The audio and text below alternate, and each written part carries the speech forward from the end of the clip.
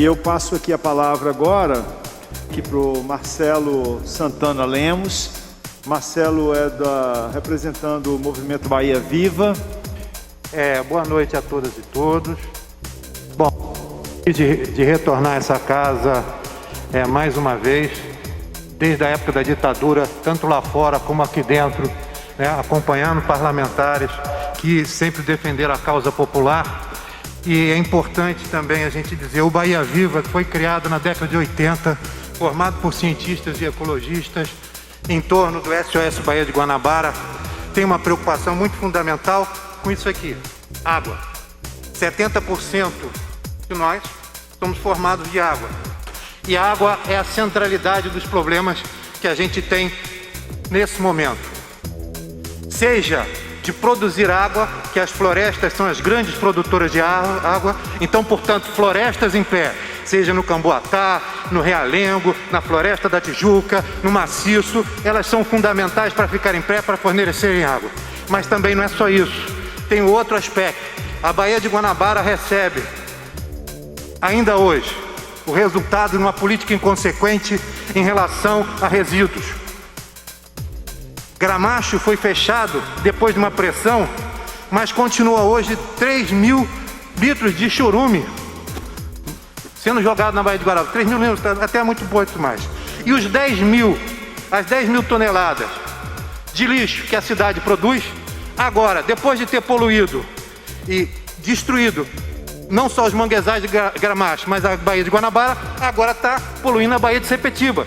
Porque o lixo que a gente leva lá para Itaguaí, ele está em cima de um aquífero, o aquífero Piracema, colocando em risco a água de toda a população da Zona Oeste, mais a água ligada ao Guandu, que é o sistema que nos abastece e que, devido à poluição dos rios da Guanabara, que os índios, os povos indígenas que aqui viviam, sabiam muito bem tratar, tanto que denominavam cada um de acordo com as suas qualidades. Quando ele falava de um rio Guandu, ele estava relacionado a uma determinada fauna que tinha ali em um determinado tipo de vegetação. Quando ele falava de um outro, denominava um rio Camorim, é porque ali naquele rio você tinha os manguezais onde o peixe Camorim ia lá e se reproduzia. Então ele sabia muito bem e tratava muito bem as águas e as florestas.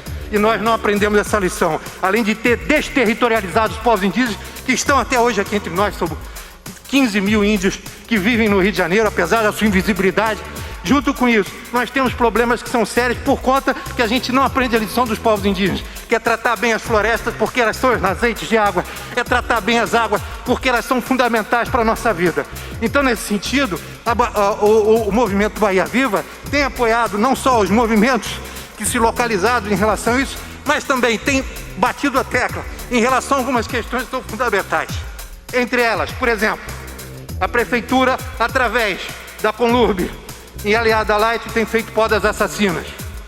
Podas que não são necessariamente corretas tecnicamente, apesar de ter um corpo técnico no Parque dos Jardins que é correto em relação a isso.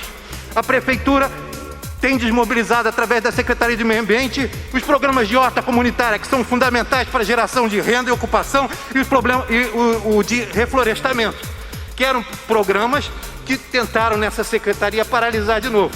É necessário ter verbas, porque são programas que estão aliados às comunidades que vivem no entorno de todos os maciços, e essas comunidades precisam de emprego. E através de hortas comunitárias, através de reflorestamento, são fundamentais para manter os mananciais de água e são fundamentais também para, evidentemente, produzir alimentos. Junto com isso, nós defendemos que as hortas comunitárias em todos os bairros, porque plantação de árvores frutíferas, porque não é árvore para enfeite, é árvore para embelezamento, é árvore para matar a fome. Então eu prefiro botar uma mangueira, botar uma goiabeira na rua, porque aquele que está ali em situação de rua hoje pode pegar e se alimentar dela. O Bahia Viva denuncia, por exemplo, as operações chip-chip que estão acontecendo na Baía de Sepetiba, porque elas impedem que os pescadores da Baía de Sepetiba tenham as suas águas menos poluídas, junto com, evidentemente, o que acontece na Ilha da Madeira, que as grandes produtoras de siderúrgicas poluíram o ar e poluíram as águas, fazendo com que os pecadores e as crianças e as pessoas moradoras da Zona Oeste tivessem que respirar um ar que afetava, evidentemente, a sua saúde. E quando tentaram lutar contra isso, tentaram judicializar essa luta para calar a voz dos moradores. da mesma forma da Baía de Guanabara. Para terminar, eu queria falar uma questão que eu acho fundamental. Há 5.000 anos atrás, ocorreram levantamentos dos mares aqui no Rio de Janeiro. Eu fiz um dos trabalhos que eu fiz recentemente em cima de um trabalho na geóloga, mostrando, por exemplo, a Baixada de Jacarepaguá não existia, as lagoas não existiam. Esse movimento é um movimento histórico, geologicamente, geomorfologicamente, acontece de tempos em tempos. O que nós estamos fazendo agora é que estamos acelerando. Por conta disso, os povos indígenas colocaram a questão do dilúvio, porque como é que eles iam responder essa questão falando, não é bem dilúvio, mas sim o aumento das águas. Você tem lendas em todos os povos indígenas que tem mais de 5.000 anos por conta disso. Isso também ocasionou em outros povos do Oriente, por isso que teve isso na Babilônia, por isso que teve esse mito na Bíblia, etc e tal, mostrando que os povos se surpreenderam com a elevação das águas. Essa elevação das águas, que foi na época, há 5.000 anos atrás, 7.000 anos atrás, cerca de 5.000 metros, colocava boa parte do Rio de Janeiro submerso ao mar. Nós aceleramos isso, só que diferente de épocas anteriores, hoje nós temos boa parte da humanidade ao longo dos litorais.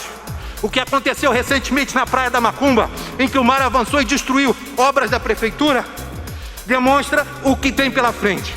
O Rio de Janeiro é signatário da discussão sobre a crise climática, mas não fez nada até agora em relação a isso. A frente parlamentar tem que atuar muito nessa questão. E nós da articulação vamos estar juntos nisso, no sentido de pressionar, porque é fundamental para os nossos netos, para os nossos filhos, que a cidade se defenda dessas questões, desacelerar ou pelo menos mitigar os efeitos do que vem por aí, que são muito sérios. E esses efeitos estão cada vez mais sérios porque a gente está poluindo as águas. Muito obrigado. Obrigado, Marcelo. Movimento Bahia Viva. Que alegria ter você também com a gente. A responsabilidade social e a preservação ambiental significa um compromisso com a vida. Bahia Viva, um compromisso com a vida.